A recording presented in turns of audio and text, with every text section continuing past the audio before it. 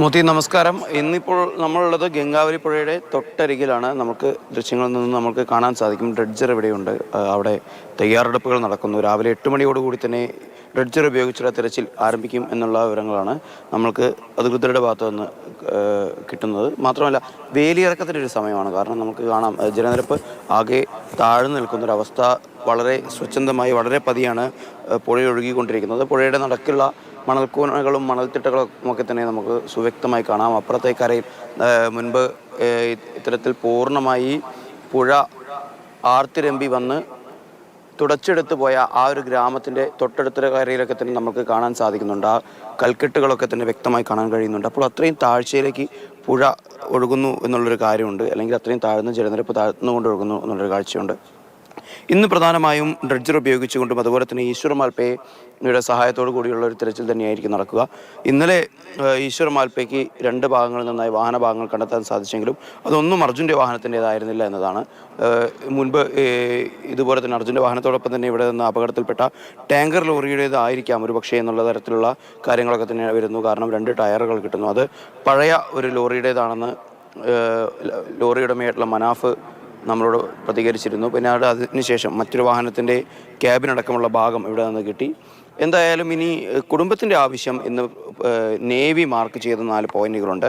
ആ പോയിന്റുകൾ കേന്ദ്രീകരിച്ച് കൂടി വേണം ഇവിടെ തിരച്ചിൽ നടത്തേണ്ടത് എന്ന് തന്നെയാണ്. അർജുൻ്റെ കുടുംബാംഗങ്ങൾ ഇവിടെ അർജുൻ്റെ സഹോദരി അഞ്ജുവും അർജുൻ്റെ സഹോദരി ഭർത്താവായ ജിതിനും അതുപോലെ സഹോദരനായ അഭിജിത്തും ഒക്കെ തന്നെ ഇവിടെ സ്ഥലത്തുണ്ട്. കാരണം അവരെ സംബന്ധിച്ചും ഈ ഒരു ദൗത്യം എന്നത് ഏറെ നിർണായകമാണ്. കാരണം ആ കുടുംബത്തിൻ്റെ വൈകാരികത, അതുപോലെ തന്നെ അർജുൻ മാത്രമല്ല ലോകേഷും അതുപോലെ ജഗന്നാഥും അടക്കമുള്ള ആളുകളുടെയൊക്കെ കുടുംബം വളരെ പ്രതീക്ഷയോടെ കാത്തിരിക്കുകയാണ്. കാരണം അവർക്കിനി അവരുടെ കുടുംബാംഗങ്ങളെ ഇനി തിരിച്ച് അവർക്ക് കിട്ടില്ല എന്നുള്ള കാര്യത്തിൽ എന്തായാലും ആ ഒരു യാഥാർത്ഥ്യം അവർ അംഗീകരിച്ചു കഴിഞ്ഞു. പക്ഷേ ഇനി അന്ത്യക്രിയക്കെങ്കിലും അവർക്ക് ശാന്തി നൽകുന്നതിനായി എന്തെങ്കിലും തരത്തിലുള്ള ഒരു ഭൗതിക ശേഷിപ്പെങ്കിലും ഇവിടെ നിന്ന് പുഴയുടെ അടിത്തട്ടിൽ നിന്നും കണ്ടെത്താൻ സാധിക്കും.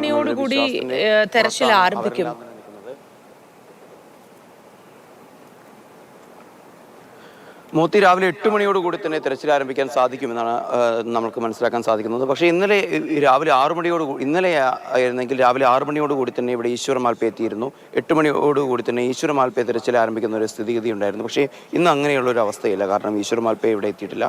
മാത്രമല്ല പുഴയിലെ ഒഴുക്ക് വളരെ കുറയുന്നത് കൊണ്ട് ജലനിരപ്പ് കുറയുന്നത് ഒരു പക്ഷേ ഡൈവിങ്ങിനൊക്കെ തന്നെ ചെറിയ തോതിൽ ഒരു ബുദ്ധിമുട്ടുണ്ടാക്കുന്ന ഒരു അവസ്ഥയുണ്ടാകും. കാരണം അടിത്തട്ടിലെ മണ്ണ് പൂർണ്ണമായി നീക്കം ചെയ്യാൻ ഇപ്പോഴും ഡ്രെഡ്ജറിന് സാധിച്ചിട്ടില്ല. കാരണം ഇത്തരത്തിൽ എന്തെങ്കിലും തരത്തിലുള്ള ഒരു സൂചന കിട്ടുന്ന ഭാഗങ്ങളിലാണ് പ്രധാനമായും ഇപ്പോൾ മണ്ണ് നീക്കം ചെയ്തുകൊണ്ട് തിരച്ചിൽ നടക്കുന്നത്.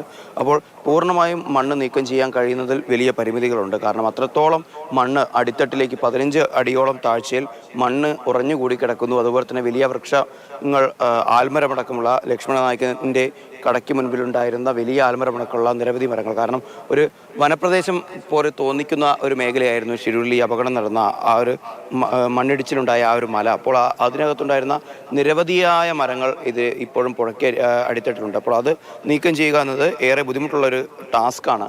അപ്പോൾ അത് പൂർണ്ണമായി എത്രത്തോളം നമുക്ക് ചെയ്യാൻ കഴിയും എന്നുള്ളതിനെ കൂടി ആശ്രയിച്ചിരിക്കും ഈ ദൗത്യത്തിൻ്റെ വിജയമെന്നത്. എന്തായാലും ഇനിയും ഇപ്പോൾ നിലവിൽ ഈ ഡ്രെഡ്ജറിന് 3 ദിവസത്തേക്ക് ഉള്ള കരാറാണുള്ളത്. ഒരു പക്ഷേ ഈ 3 ദിവസത്തിന് കഴിഞ്ഞില്ലെങ്കിൽ ഇനി സർക്കാരിൻ്റെ ഭാഗത്ത് നിന്ന് ഏതു തരത്തിലേക്ക്, കർണാടക സർക്കാരിൻ്റെ ഭാഗത്ത് നിന്ന് ഏതു തരത്തിലേക്കായിരിക്കും ഈ ദൗത്യം മുന്നോട്ടേക്ക് കൊണ്ടുപോകുന്നത് എന്നത് നമ്മൾ ശ്രദ്ധ കേന്ദ്രീകരിക്കേണ്ട ഒരു കാര്യം തന്നെയാണ്. കാരണം MLA അടക്കം കാർവാർ MLA ആയിട്ടുള്ള സതീഷ് കൃഷ്ണസേന നമുക്കറിയാം 2 മാസമായി അദ്ദേഹം ഈ ഒരു മിഷൻ്റെ കൂടെ തന്നെയുണ്ട്. ആദ്യഘട്ടം തൊട്ട് ഇപ്പോൾ ഇന്നലെ വൈകിട്ട് വരെ അദ്ദേഹം ഇവിടെ സജീവമായി ഉണ്ടായിരുന്നു. പക്ഷേ അദ്ദേഹം പോലും പറയുന്നത് ഇത് നമ്മളുടെ അവസാനത്തെ അത്താണിയാണ്, അവസാനത്തെ പിടിവള്ളിയാണ്. ഇനി ഇത്തരത്തിൽ ഡ്രെഡ്ജർ ഉപയോഗിച്ചുള്ള ഒരു തിരച്ചിലും നമ്മൾക്കൊന്നും ചെയ്യാൻ സാധിച്ചില്ലെങ്കിൽ പിന്നീട് ഈ മിഷൻ ആകെ അനിശ്ചിതാവസ്ഥയിലേക്ക് നീങ്ങും. ഇനി നമ്മൾക്ക് കുടുംബത്തോട് എന്ത് പറയാൻ കഴിയും, ഇനി നമ്മൾക്ക് മിഷനാകെ നിന്ന് പോകുന്നൊരവസ്ഥയാവും എന്നുള്ള കാര്യം ഒക്കെ പറയുന്നുണ്ട്. അതുകൊണ്ട് തന്നെ ഏറെ നിർണായകമാണ് ഡ്രെഡ്ജർ ഉപയോഗിച്ചുകൊണ്ട് എന്തെങ്കിലും ഒരു സ്ട്രൈക്കിംഗ് പോയിന്റ് ഉണ്ടാക്കിയെടുത്താൽ മാത്രമേ നമുക്ക് ഇനി മുന്നോട്ടേക്ക് കൊണ്ടുപോകാൻ കഴിയുള്ളൂ. മാത്രമല്ല ഈ 3 ദിവസം കഴിഞ്ഞ് കഴിഞ്ഞാൽ ഡ്രെഡ്ജറിൻ്റെ കരാർ അവസാനിക്കുന്നൊരു അവസ്ഥയുണ്ട്.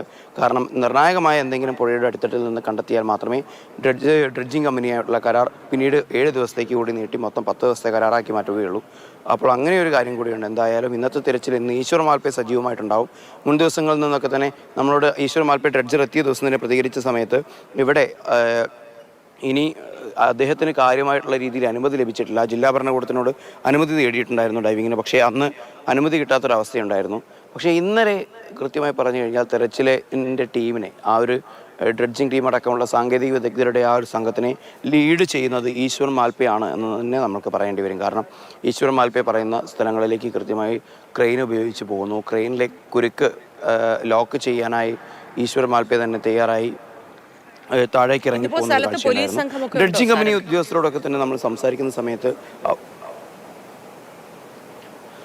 മോത്തി നിലവിലിപ്പോൾ ഇവിടെ പ്രദേശത്തേക്ക് പോലീസൊന്നും തന്നെ എത്തിച്ചേർന്നിട്ടില്ല. പൊതുവെ ഇവിടെ എല്ലാ ദിവസവും രാവിലെ നമ്മൾ അതിരാവിലെ കാണാറുള്ള കാഴ്ച ഇവിടെ പോലീസോ മറ്റ് സംവിധാനങ്ങളോ സർക്കാർ സംവിധാനങ്ങളോ ഒന്നും തന്നെ ഇവിടെ ഉണ്ടാവാറില്ല. രാവിലെ 8 മണിയോടുകൂടി ആണ് എല്ലാ ദിവസവും ഇവിടെ പോലീസുകാർ എത്തുന്നതും അതുപോലെയുള്ള ചെറിയ രീതിയിലുള്ള എന്തെങ്കിലും ക്രമീകരണങ്ങളും കാര്യങ്ങളും ഒക്കെ നടത്താറുള്ളതും. അതുവരെ യാതൊരു തരത്തിലുള്ള സർക്കാർ സംവിധാനത്തിൻ്റെ ഭാഗമായിട്ട് ഏതെങ്കിലും തരത്തിലുള്ള പ്രതിനിധികളൊന്നും തന്നെ ഇവിടെ സംഭവ സ്ഥലത്തുണ്ടാവാറില്ല. ഇപ്പോൾ നമുക്ക് ദൃശ്യങ്ങളിൽ കാണാം. ഇപ്പോൾ മലയിടിഞ്ഞ് വീണ ആ ഒരു പ്രദേശം നമുക്ക് കൃത്യമായി കാണാൻ സാധിക്കും. നമ്മൾ ആ ദൃശ്യങ്ങളിൽ കാണുന്ന ആ വൃക്ഷങ്ങൾ, ആ മരങ്ങൾ നമുക്ക് കാണാൻ കഴിയും. അപ്പോൾ അതിൻ്റെയൊക്കെ തന്നെ ബാക്കി പത്രം എന്നോണമുള്ള ഭാഗങ്ങളായിരിക്കും ഒരു പക്ഷേ പുഴയുടെ അടിത്തട്ടിലേക്ക് പോയിട്ടുണ്ടാവുക എന്നാണ് നമുക്ക് മനസ്സിലാക്കാൻ സാധിക്കുന്നത്. അപ്പോൾ എന്തായാലും ഇന്നത്തെ തിരച്ചിൽ പൂർണ്ണമായും നിർണായകമാണ്. എന്തെങ്കിലും ഒരു കൃത്യമായിട്ടുള്ള ഒരു വസ്തു പുഴയ്ക്ക് ഉള്ളിൽ നിന്ന് കണ്ടെത്തണം. കാരണം അർജുൻ്റെ വാഹനത്തിൻ്റെതല്ലെങ്കിൽ പോലും പല വാഹന ഭാഗങ്ങളും കിട്ടുന്നുണ്ട്. പക്ഷേ നമ്മളെല്ലാവരും കാത്തിരിക്കുന്നത് അർജുൻ്റെ വാഹന ഭാഗത്തിൻ്റെ കൃത്യമായിട്ടുള്ള എന്തെങ്കിലും ഒരു വസ്തു പുഴയുടെ അടിത്തട്ടിൽ നിന്ന് കണ്ടെത്താനാണ്. നമ്മൾക്ക് ഇന്നലെ 2 തവണയായി വാഹനഭാഗങ്ങൾ കണ്ടെടുക്കുമ്പോൾ നമ്മൾക്കും ആ ഒരു ആകാംക്ഷയുണ്ടായിരുന്നു. അല്ലെങ്കിൽ കുടുംബത്തിന് പ്രത്യാശ നൽകുന്ന തരത്തിൽ എന്തെങ്കിലും ഒരു കാര്യം അടയാളപ്പെടുത്തിയ പോയിന്റുകളൊക്കെയും ഈ നദിയിൽ ഗംഗാവലി പുഴയിൽ തന്നെയാണോ?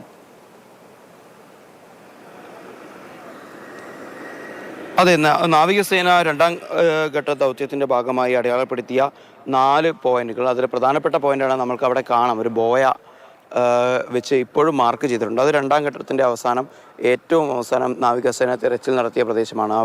അവിടെ നിന്ന് സിഗ്നൽ കണ്ടെത്താൻ സാധിച്ചു എന്നുള്ള കാര്യം കൂടി അവർ നമ്മളോട് പങ്കുവെച്ചിരുന്നു. അപ്പോൾ അതിനെ തുടർന്നാണ് അവിടെ ആ ഒരു മാർക്ക് ചെയ്തു പോയിട്ടുള്ളത്. അതിൻ്റെ ചുറ്റുവട്ടത്ത് തന്നെയാണ്. അത് കൃത്യമായി പറഞ്ഞു കഴിഞ്ഞാൽ ലക്ഷ്മണ നായിക്കിനെ കട നിന്നിരുന്ന ഭാഗത്തിന് തൊട്ട് പിറകിലാണ്. അപ്പോൾ അത്തരത്തിലുള്ള ഭാഗങ്ങൾ 4 പോയിന്റുകൾ കേന്ദ്രീകരിച്ചുകൊണ്ട് തന്നെയായിരിക്കും ഇന്ന് ഒരുപക്ഷെ തിരച്ചിൽ നടക്കുക. ഇന്നലെ ഈശ്വർ മാൽപ്പെ കണ്ടെത്തിയ സ്ഥലത്താണെങ്കിൽ ഇന്ന് ഒരുപക്ഷെ നാവികസേന മാർക്ക് ചെയ്ത പോയിന്റുകളിൽ ഈശ്വർ മാൽപ്പയും ഡ്രഡ്ജിങ് സംഘവും ഒരുമിച്ച് നിന്ന് തിരച്ചിൽ നടത്തുന്ന ഒരു സ്ഥിതിഗതിയാവും പൂർണ്ണമായും ഉണ്ടാവുക. മോത്തി, ബന്ധുക്കളൊക്കെ അവിടെ തന്നെ തുടരുകയാണല്ലേ? നേരത്തെ പറഞ്ഞ സഹോദരി ഭർത്താവും സഹോദരനും അടങ്ങുന്നവരൊക്കെ ഷിരൂരിൽ തന്നെ തുടരുകയാണല്ലേ? അതെ, കുടുംബാംഗങ്ങളെല്ലാവരും ഇവിടെയുണ്ട്. അവർ വൈകാരികമായി പറയുന്നത് അവർക്ക് ഇനി ഒന്നും കാര്യമായ ഒരു ഭൗതിക ശേഷിപ്പും കിട്ടിയില്ലെങ്കിൽ പോലും അവസാനമായി അവരുടെ പ്രിയപ്പെട്ട സഹോദരൻ അർജുൻ ചിലവിട്ട സ്ഥലത്ത് അല്പസമയം തങ്ങൾക്ക് തങ്ങാൻ അല്ലെങ്കിൽ നിൽക്കാൻ കഴിഞ്ഞു എന്ന് തന്നെ വലിയൊരു കാര്യമാണെന്നുള്ള തരത്തിലാണ്. കാരണം അഞ്ചു നമ്മളോട് സംസാരിക്കുന്ന സമയത്ത് നമ്മളോട് പറഞ്ഞു, ഒരു കുടുംബ വീട്ടിലേക്ക് യാത്ര വരുന്നത് പോലെയാണ്. കാരണം സഹോദരൻ ഏറ്റവും അവസാനമായി ചിലവഴിച്ച ആ ഒരു സ്ഥലത്തേക്ക് വരുമ്പോൾ അവർക്കൊരു പക്ഷേ വൈകാരികമായിട്ടുള്ള അത്തരത്തിലുള്ള ഒരു ഇഴയടപ്പം ഒരു പക്ഷേ ഈ ഒരു പ്രദേശത്തോട് തോന്നിക്കാണണം. എന്തായാലും ഇവിടെ ഡ്രഡ്ജിങ് നടക്കുന്നതുമായി ബന്ധപ്പെട്ട് അല്ല അവരുടെ സന്ദർശനം എന്നാണ് നമുക്ക് മനസ്സിലാക്കാൻ സാധിക്കുന്നത്. കാരണം യാദൃച്ഛികമായിരുന്നു ഇങ്ങോട്ടേക്ക് വരുന്ന സമയത്ത് ഇവിടെ ഡ്രഡ്ജിങ് നടക്കുന്നു എന്നത്. ഇനി അർജുൻ്റെ അമ്മയ്ക്കും അതുപോലെ തന്നെ അച്ഛനും ഒക്കെ തന്നെ ഈ സ്ഥലം സന്ദർശിക്കണം എന്ന ആഗ്രഹമുണ്ട് എന്നും അഞ്ജു നമ്മളോട് പറഞ്ഞു വയ്ക്കുന്നുണ്ട്. മോത്തി.